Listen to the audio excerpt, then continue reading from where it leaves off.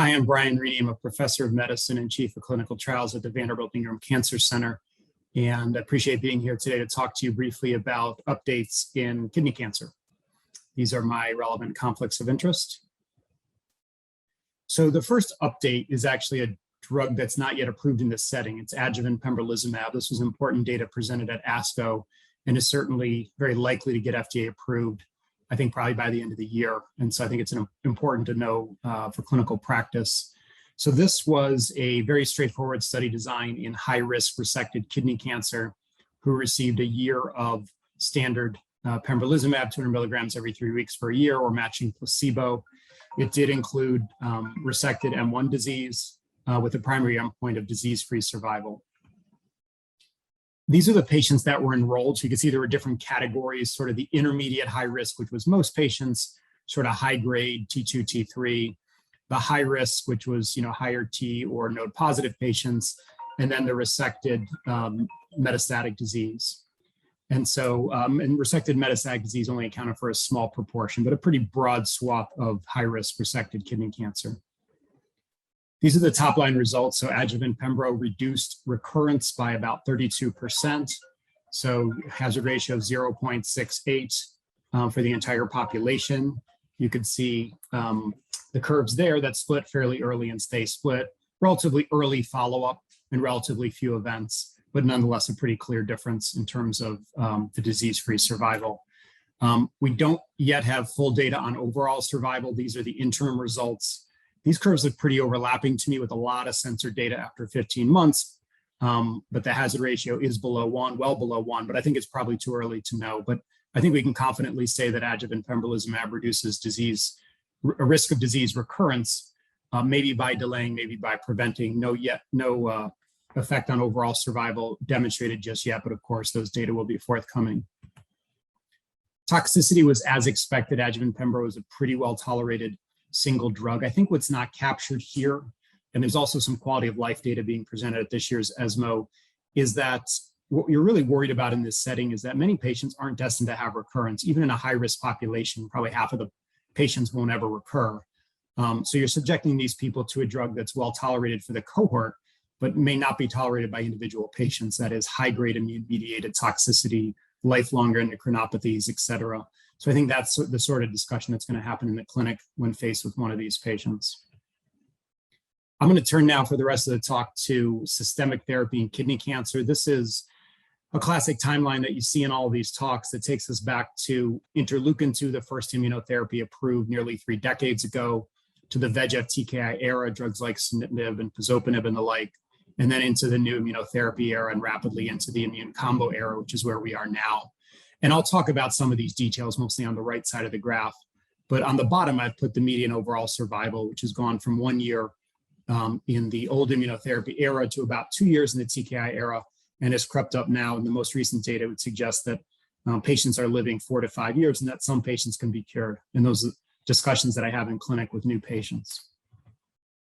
So I'll go rapidly through the trials that have shaped current practice.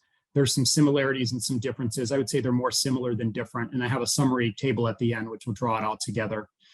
When we talk about frontline kidney cancer, the standard of care is what we would say is an immune-based doublet. So one immune agent, and then either another immune agent, which is pictured here. So Nivolumab, a PD-1 inhibitor, plus Ipilimumab, a CTLA-4 inhibitor, or as I'll talk about in subsequent slides, it's a PD-1 inhibitor plus a VEGF-TKI.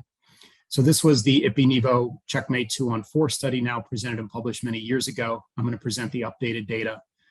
All of these are frontline kidney cancer. They're all equal randomization to immune-based doublet versus sunitinib, standard VEGF-TKI that was the standard of care for probably a decade or so. Similar stratification factors and endpoints.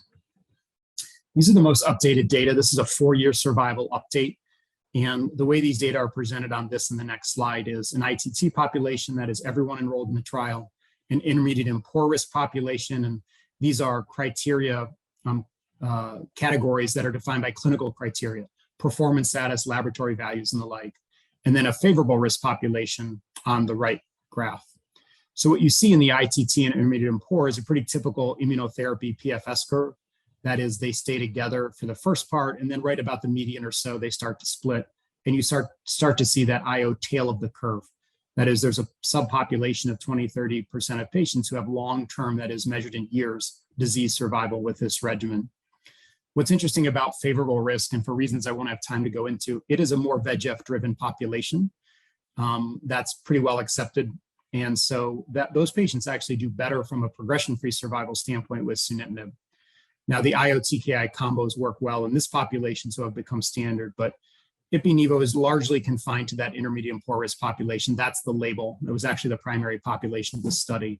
And you can see the data here that would support that. When you look at overall survival, you see pretty similar shaped curves for ITT and intermediate and poor. And again, you see those survivals now creeping up into the 4 to 5 year range, and there's still censored data here.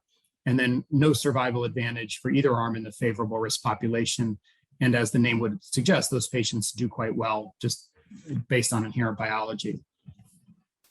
And these are just some response data, again, broken down into different groups. But if you just look at the summary, it's about a 40% response rate. About 11 or so % will have a complete response. And again, I think probably 20 to 30% of patients will be cured. And the calling card of this regimen is durability. So it has the longest data with the most follow-up. It is likely the regimen that produces the most durable responses. It comes at a cost of upfront toxicity. Any of you familiar with giving Ipi or this regimen know that there's an upfront toxicity cost. But once patients get through that and are on Nivolumab maintenance, they do quite well. And again, can have these durable responses. Turning now to the other major regimens we use in frontline kidney cancer, we generally call them IO-TKI regimens. And this is a schematic showing why we would combine these drugs with two different mechanisms. One is just basic oncology drug development principles. Every single solid tumor that we've ever cured is cured with multi-agent therapy, be it chemotherapy or otherwise, with different mechanisms. And I suspect kidney cancer will be the same. On the left, it just shows different ways in which VEGF as a molecule, which is wildly overproduced in kidney cancer, is immunosuppressive. It promotes certain cells and certain immunophenotypes that are more immunosuppressive. And therefore, on the right, by inhibiting VEGF with these small molecules that have been standard for 2 decades, you may augment the effect of immunotherapy. I think this is pretty well accepted. There are 2 decades of research into this. How much this is actually happening in patients and different patients and to what degree could be argued. But I think it's generally well established that immune therapy works better in the setting of VEGF suppression. The first of these studies to be reported was the keynote 426 study. And again, you'll notice very similar designs across all the major trials that I'll present. This was frontline kidney cancer randomized to pembrolizumab, PD-1 inhibitor plus axitinib, which is a potent small molecule VEGF receptor inhibitor, commonly called pembroaxi, or again, the standard sunitinib control. And you see, and these are the updated data we just presented at FASCO this year, significant overall survival advantage. And the landmarks that are listed on the slide there show a pretty consistent 8 or 9% difference in the curves. The medians here are fairly immature. I imagine they're going to end up in that 4 to 5 year range. What's important in this study and all the pembrolizumab studies is that pembro was stopped after 2 years. So if a patient was on protocol at that point, they ended the pembrolizumab infusions. And one big question I won't talk about in too much detail is what duration of immune therapy is really needed for patients. It's something that's being debated and studied in the field now. And you see the black vertical line at 24 months. That's when the pembro stopped, but the curves really persist in their separation. So it doesn't look like there's some drop off and patients are progressing and dying quickly after the end of pembro treatment. And I think that's reassuring, at least as an initial step. Similarly, looking at the progression-free survival, again, a nice split here, PFS in the 16-month range, stable difference between the landmarks, and again, no decrement when the pembrolizumab is ended. And this is separate data presented, I think, ASCO GU this year, and is specifically looking at those patients who stopped pembrolizumab, which was about a quarter of patients. So a pretty substantial fraction of patients make it to that 2-year mark. And it really just shows that their survival and progression-free survival is pretty good, as I tried to point out on the other slides. This is the IO-TKI trial with the longest follow-up, but it's still not that long of follow-up. So we really need to follow these patients to know what happens over time. If they progress, can they be retreated, et cetera, et cetera. So some early reassuring data, but a long way to go. The second of the IO-TKI study, was called CheckMate 90R. As you see in the top right, the regimen was Nivolumab, a PD-1 inhibitor, plus cabozantinib, which is also a small molecule TKI but is more multi-targeted than axitinib. This regimen is commonly called Nivo-Cabo, but you see otherwise a little smaller study, but pretty much similar to all the other studies I've presented against the sunitinib control. These are the updated PFS results. And again, the shape of the curves, the medians, the hazard ratios are pretty similar. So we have 4 regimens now that produce pretty similar effects. In the kidney cancer nerd circles, we argue all day about regimen A versus regimen B. I'm not sure that's that important for anybody. I think learning a regimen, knowing how to give the drugs, when to hold, how to dose modify is more important than arguing over which regimen is better, frankly. And these are the overall survival results. Again, this is a more immature trial than Axi-Pembro, but I imagine it's headed to the same place in terms of median or hazard ratio. And then lastly, the CLEAR study, which was just presented in this regimen, was just FDA approved about, 2 weeks ago, something like that. This is a little bigger and more complicated study. If you look at the bottom 2 boxes on the right here is the functional part. Lenvatinib, also multi-targeted TKI and Pembro compared to standard sunitinib. There was a lenvatinib everolimus arm in this study. This is a regimen approved in refractory kidney cancer, and the company had a post-marketing commitment to study this in the frontline setting, and that's why it's included here, although I won't focus on it.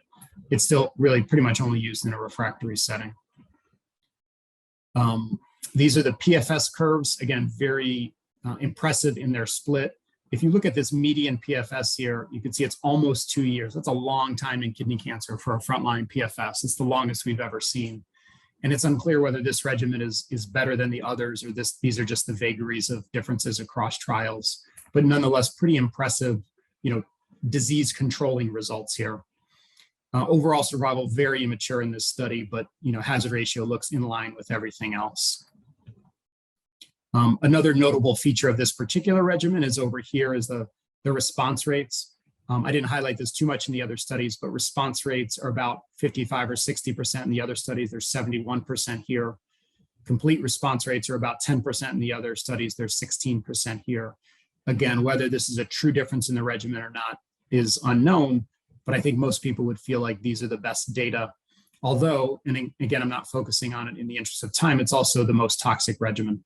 So those of you who've given TKIs and given them chronically know they certainly can have toxicities, including diarrhea and fatigue and hand-foot syndrome and the like, and that's certainly a prominent feature of some of these regimens. So this is the busy but complete and updated summary slide of frontline kidney cancer as it stands. So these are the 4 trials I presented from left to right, as from earliest to most recent. They're all FDA approved. They all lead to about the same survival advantage. The 3 on the right that include a small molecule VEGF receptor inhibitor generally have longer progression-free survivals and higher overall response rates, but different toxicity profiles. So again, we debate all day about which of these regimens to use. I'm not sure, again, that debate is terribly critical. It's good to have multiple options. And just like anything in oncology, some patients will tolerate one regimen better than another, and practitioners will like to use one versus the other. And I think that's generally a good thing. And these are just some of the pros and cons of the 3 IO-TKI regimens versus the all-immune or IO-IO-Ipi-Nivo regimen. I won't read these all to you, but it's basically what I've said throughout the talk so far about, greater tumor shrinkage effects for the IO-TKI regimens, but not so much durable results quite yet, although we'll get there. And the IO-IO has the durability, but comes at a cost of upfront toxicity. And so again, just like anything else, pros and cons of using each. I tend to use IO-TKI for most patients because I like the disease controlling aspect. I think it's a little less toxic and can be given more broadly to patients. But again, I could argue the other side of that as well. So I think whatever regimen you're using, I think it's just getting to know it well, as I mentioned. And then very briefly, I just want to say what's coming. This is a complicated slide, but if you remember that timeline slide, we started out kidney cancer when I started 20 years ago giving single agent TKI. So we'd give one drug and then another drug and another drug. It was an empiric sequence of monotherapies. More recently, as I just outlined, we've moved to doublet therapies. And because we're oncologists and if 1 is good, 2 is better, and 3 must be even better. We're going to move to triplets very quickly. This is a trial that's been completed but not yet reported. And basically what it's giving is a combination of that Ipi-Nivo regimen, but then adding a VEGF inhibitor.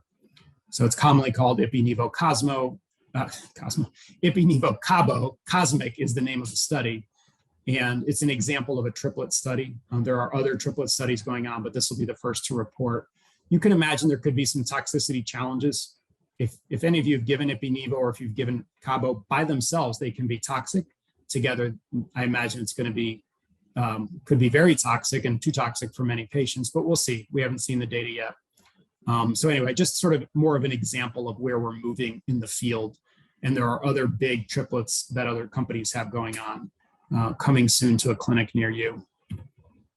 And then lastly, I want to mention belzutifan. So I didn't spend too much time on biology, but this is a graphic of the biology of kidney cancer where you have mutations of von Hippel-Lindau gene. And the principal outcome of that is accumulation of a transcription factor called HIF. That HIF drives VEGF production. That's why clear cell kidney cancer is a VEGF-driven disease. And we have VEGF inhibitors, but it wasn't so recently that we inhibited upstream, i.e. HIF inhibitors, which are shown here. This drug's now called belzutifan. It was just approved for patients with von Hippel-Lindau syndrome, which is a rare disease that you may not see much of, but it's going to make a major, major difference in the lives of these patients who are often on drugs for many years and are going to be able to use this drug to avoid morbid surgeries, in my opinion. But it's coming and being tested in sporadic kidney cancer. So there was data, there's some data sets to suggest it has activity, about 20% response rate in refractory kidney cancer. There's a large trial ongoing, and it's also being used in a very large Merck-sponsored study of triplets. So another example of the triplet study, but now introducing somewhat of a novel agent, although biologically makes sense. So it's good to be aware of this drug. Again, FDA approved for VHL syndrome. Probably in the next year, we'll get approved in refractory kidney cancer and then moving into the front line. And it's just sort of the most advanced in terms of pipeline drugs. So just to wrap up, immunotherapy and specifically anti-PD-1 based regimens are transforming initial kidney cancer. They are absolutely the standard of care for all patients, in my opinion. The IO, VEGF, IO-TKI regimens have tumor shrinkage advantages. So if you have a patient with a greater tumor burden or more symptoms, they're probably the regimen of choice. The IO regimen, that is Ipi-Nivo, may have duration of disease control advantages to be fully determined, but I think that's probably the case. So again, a bit of a dealer's choice, but some sort of IO-based doublet is absolutely the standard of care. And as I've mentioned a couple of times, the specifics of the regimen are less of debating one regimen versus the other are less important than understanding the exact regimen and how to give it in supportive care and toxicity management and the like. I didn't talk much about biology or biomarkers. The short summary is we have no useful biomarkers in kidney cancer. We're picking drugs and regimens very empirically. But we're getting better at studying that. We have some recent data, and at Vanderbilt, we're designing a biomarker-based trial. And so hopefully if I give this talk in 5 years, we actually have something useful to select treatment for patients and not just personal bias and the like. And HIF activation is clearly active. It's the most active novel drug. Triplets are definitely coming. We'll be debating doublet versus triplet and single versus 2 drugs. We'll be debating that for the years to come. But I think that train has left the station and there's several large trials ongoing. Thanks again for your attention. Thanks for the invite.